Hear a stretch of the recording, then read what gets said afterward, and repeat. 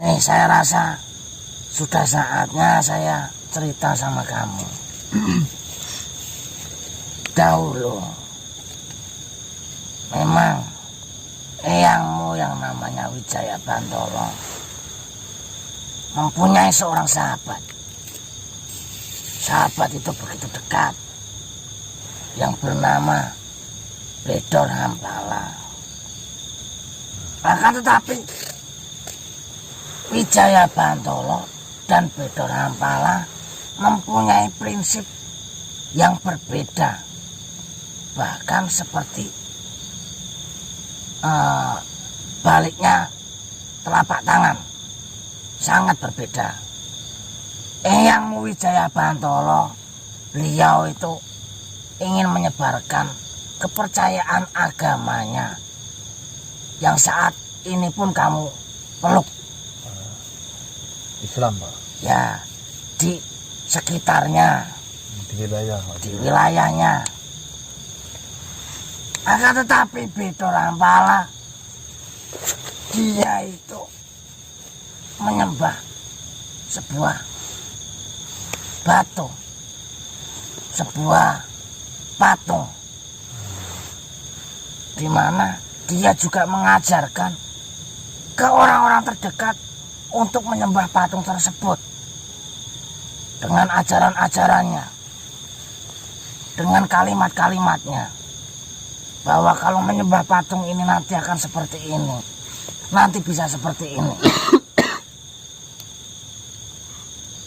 Eyangmu Wijaya Bantolo menegur Bedor Hampala, "Wahai sahabatku, mengapa engkau melakukan ini?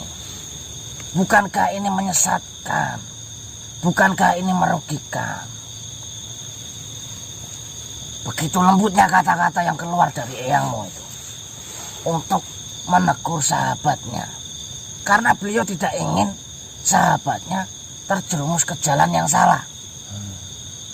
Akan tetapi keras kepalanya Bedor Hampala, bukannya mendengar, mematuhi, sadar akan perkataan Wijaya Bantolo, malah membantah. Kalau membantahnya hanya membantah, tidak apa-apa. Lah ini memaki-maki. Bahkan itu kalau bahasa sekarang tuh apa yang manusia dibilang hewan, manusia dibilang kotoran, manusia dibilang membuli. Yang enggak baik-baik, itu kata-kata jelek itu keluar semua dari mulut Bedor Hampala itu. Bedor Hampala berkata, "Tahu apa kamu tentangku? Tahu apa yang saya kerjakan? Tak usah mengikuti urusanku, nggak usah nyampurin urusanku." Dulu waktu itu Bedor Hampala memaki Wijaya Bantolo dengan sebutan apa ya, saya lupa. Nah, di situ eyangmu Wijaya Bantolo ini dimaki habis-habisan, bahkan mau sampai dipukul gara-gara mencampuri urusan Bedor Hampala. Ya akhirnya ada yang membuat Bedor Hampala ini amarahnya memuncak, sakit hati. Harusnya yang sakit hati itu kan eyangmu karena dimaki, tapi ini yang sakit hati Bedor Hampala karena eyangmu Wijaya Bantolo berkata seperti ini, "Wahai sahabatku, apakah engkau sadar yang kau sembah ini hanyalah sebuah patung yang terbuat dari batu. Sedangkan saya berjalan setiap hari ini menginjak sebuah batu.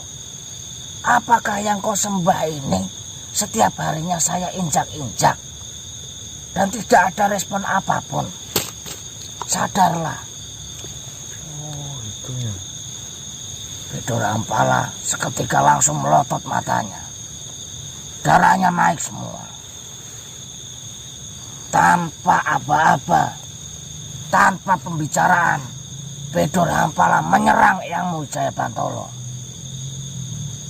Seketika pasukan Wijaya Bantolo tidak terima dan sebagian memanggil pasukan yang lainnya. Peperangan besar tidak terelakkan, tidak bisa dibicarakan dengan baik-baik, tidak bisa dirundingkan, dicari jalan tengahnya, tidak bisa, pecah di situ. Sampai salah satunya saya terlibatlah di peperangan itu karena membela Eyang Wijaya Bantolo di jalan kebenaran.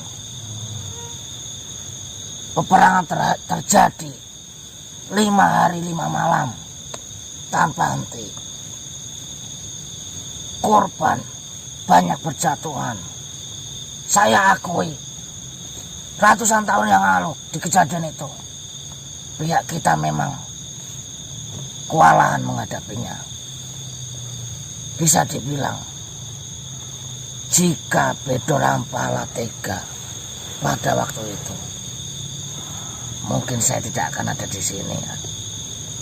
Karena masih menganggap sahabat sih ya, mungkin. Ya. Kita semua diempas oleh pasukan Bedor Hampala tanpa ampun. Pasukan Eyang Wijaya Bantolo ditangkap, digantung, dipotong. Sangat keji memang. Akan tetapi di waktu itu ada secerca harapan yang diambil oleh Eyang Wijaya Bantolo. Berkata, cukup hentikan sahabatku. Aku mengakui kekalahan ini. Dan saya tidak akan mencampuri urusanmu. Hentikanlah. Biarkanlah yang tersisa hidup. Jangan kau bunuh. Salah satunya saya yang masih hidup. Itu saya sudah nggak sanggup berjalan, nak. Mungkin bisa dibilang saya sudah tidak bisa berbuat apa-apa. Saya dibunuh oleh pasukan terlemahnya Bedor Hampala pun saya tidak bisa membalas. Karena perkataan Eyang Wijaya Bantolo seperti itu, Bedor Hampala sedikit terbuka hatinya untuk menghentikan peperangan, mengisyaratkan pasukannya agar tidak membunuh yang tersisa di situ. Termasuk yang kau kenal mungkin, Suranggana. Maguru. Ya. Di situ Eyang Wijaya Bantolo berkata sambil tertatih-tatih, sambil merangkul pasukan yang masih tersisa. Perkataan kurang lebih seperti ini. Sahabatku, aku akan kembali dalam bentuk yang berbeda. Itu kata-kata terakhir yang saya ingat. Nah, sekarang engkau mencampuri urusan Bedor Hampala, entah secara kebetulan atau hanya rencana, atau memang ini sudah takdirnya. Perkataan Eyangmu itu terjawab di waktu ini. Apakah engkau bentuk reinkarnasi dari Eyang Wijaya Bantolo,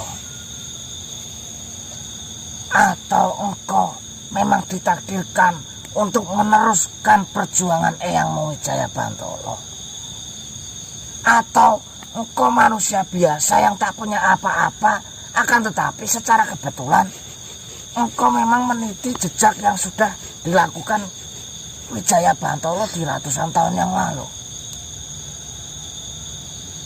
Saya pun juga tidak mengetahui pastinya. Allahu a'lam. Ya, benar sekali. Ini bukan permasalahan yang ringan menurutku. Ini sangat berat. Jika kau bertanya kepadaku, lantas bagaimana? Haruskah maju atau mundur? Saya tidak bisa memberi sebuah